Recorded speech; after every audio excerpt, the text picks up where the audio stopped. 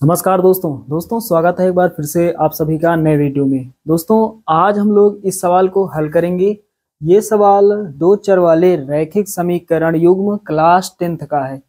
दोस्तों इस तरह के सवाल बोर्ड एग्जाम में अक्सर पूछे जाते हैं। बोर्ड एग्जाम में इस तरह के सवाल 4 नंबर या फिर 6 नंबर के लिए पूछे जाते हैं। तो दोस्तों यहाँ पर हमें करना क्या है, ऊपर लिखा हुआ है निम्न समीकरण युग्म से x तथा y का मान निकालिए, या फिर ऐसा भी लिखा हो सकता है निम्न समीकरण युग्म को हल कीजिए। यहाँ पर ये समीकरण का युग्म हमें दिया गया है। चलिए दोस्तों इसको हल करते हैं। बहुत ही आसान सवाल है। तो सबसे पहले यहाँ पर लिखेंगे हल। चलिए दो समीकरण हमें दिए गए हैं, पहले दोनों को अच्छे से लिख लेते हैं। तो यहाँ पर हमें दिया गया है 2 लिखा हुआ है पहले, और फिर ब्रैकेट में ax minus B Y plus, और ब्रैकेट में है a प्लस 4b बराबर 0।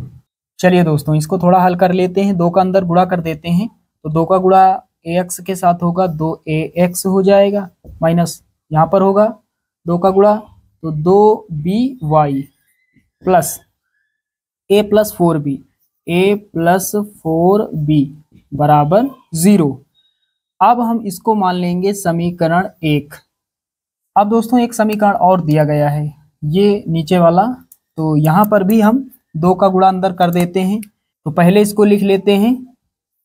2 लिखा हुआ है ब्रैकेट में bx plus ay plus bracket में b माइनस 4a बराबर 0।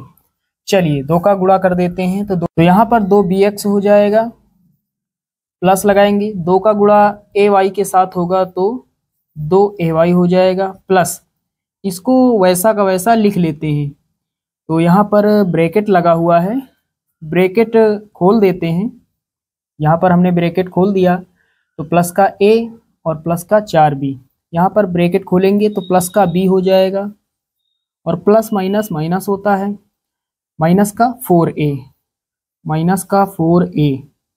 बराबर 0। इसको हम मान लेंगे समीकरण 2। तो समीकरण 1 और 2 हमें प्राप्त हो गए। दोस्तों आपने इस तरह के समीकरणों को हल करना अच्छे से सीखा हुआ है।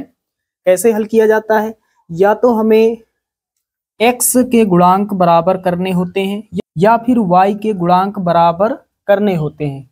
तो दोनों समीकरणों में किसी एक के गुणांक हम बराबर कर लेते हैं।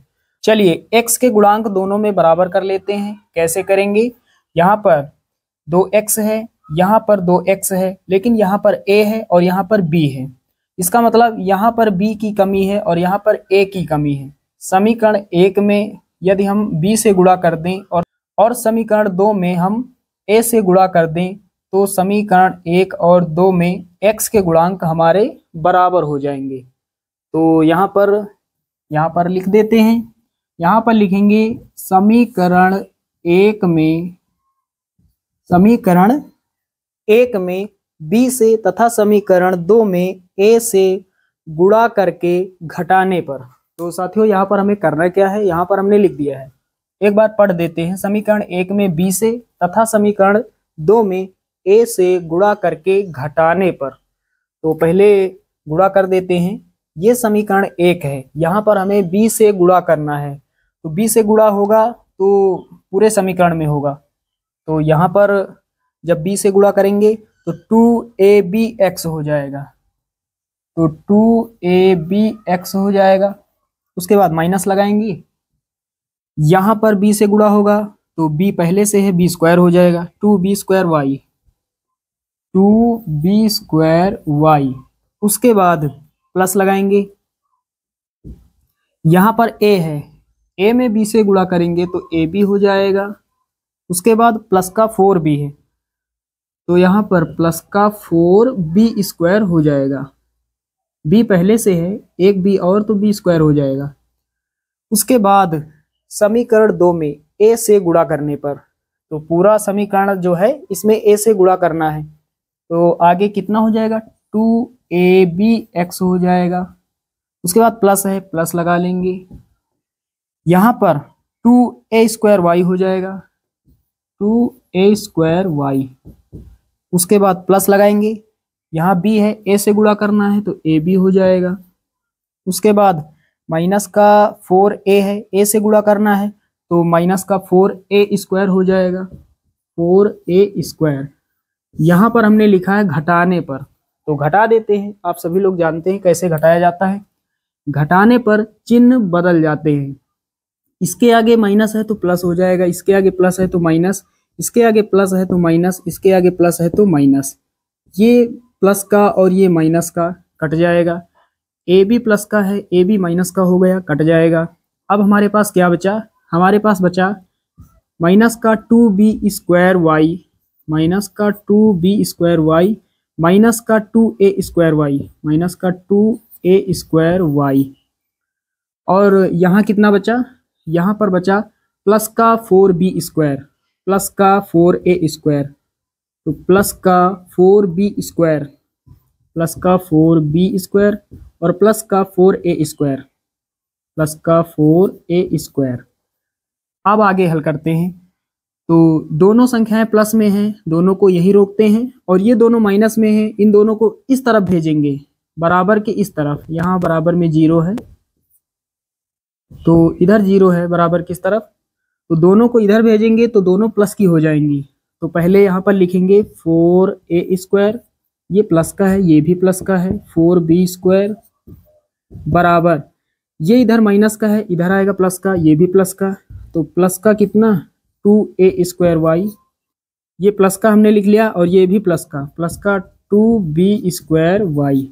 चलिए आगे हल करते हैं। तो 4 यहाँ है, 4 यहाँ है, 4 कॉमन हो जाएगा, कितना मिलेगा यहाँ से a square plus b square बराबर, यहाँ पर कितना कॉमन है, यहाँ पर 2 है, 2 यहाँ पर है, पहले 2 कॉमन है, उसके बाद y दोनों स्थानों पर है, y कॉमन है, तो कुल मिलाकर 2y कॉमन है, बचेगा कितना a square plus b square.